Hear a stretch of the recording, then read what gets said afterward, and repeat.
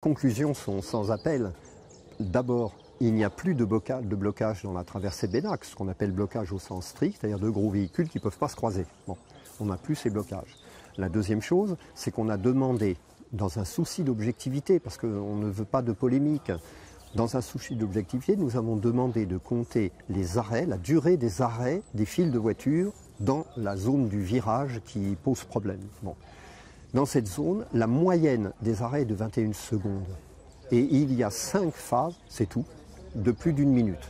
Donc là, c'est indéniable, c'est irréfutable. On n'a plus de problème dans la traversée de Bénac, autre que les problèmes de ralentissement dus à un des plus beaux villages de France qui est fréquenté de façon, effectivement, de façon pendant 1 mois et demi, qui est très fréquenté, comme d'ailleurs l'entrée de Sarlat, comme le village de la Roque-Gaja, comme beaucoup d'autres lieux en France et en Périgord en particulier. Donc des résultats, des conclusions des résultats sans appel, oui. Vous avez l'impression que... C'est-à-dire, si vous voulez, on a l'impression que, c'est pour ça, encore une fois, je le redis, ce n'est pas par esprit de polémique, on a l'impression qu'on a en face de nous quelqu'un qui ne veut pas dialoguer, qui ne veut pas dialoguer de façon rationnelle, de façon sensée, de façon calme, pour savoir si effectivement il y a des éléments objectifs qui nécessitent un contournement. Ces éléments, ils sont simples, hein, y a-t-il beaucoup de poids lourds ?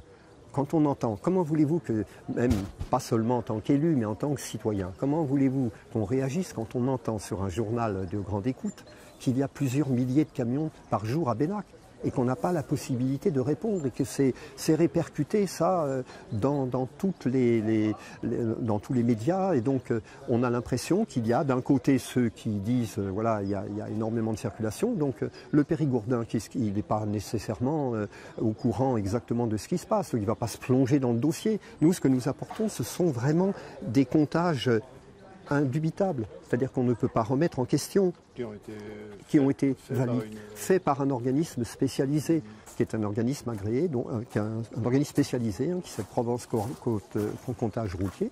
Okay. Donc, Monsieur Loubier, oui, on va être obligé de conclure notre entretien parce qu'il y a beaucoup de choses, mais que dans le sujet ça ne passera pas.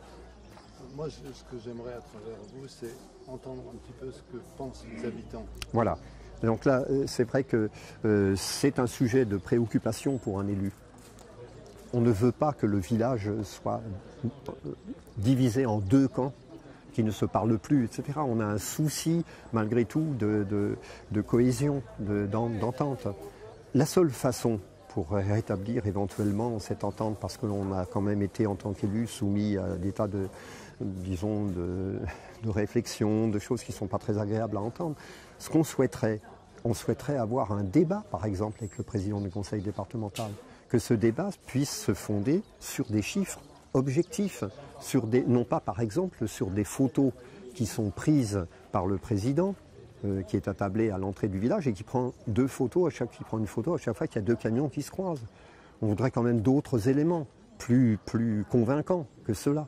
Donc c'est ce qu'on demande. On a l'impression, si vous voulez, que Bénac est pris en otage pour justifier un projet qui nous semble, nous, pour le moment, devenu inutile.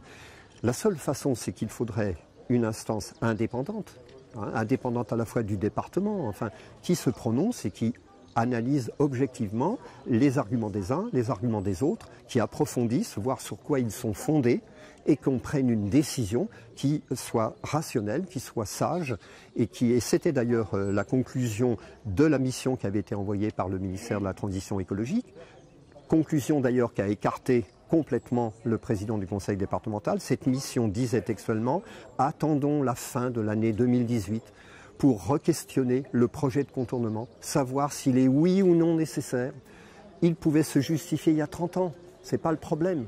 Il ne se justifie plus maintenant.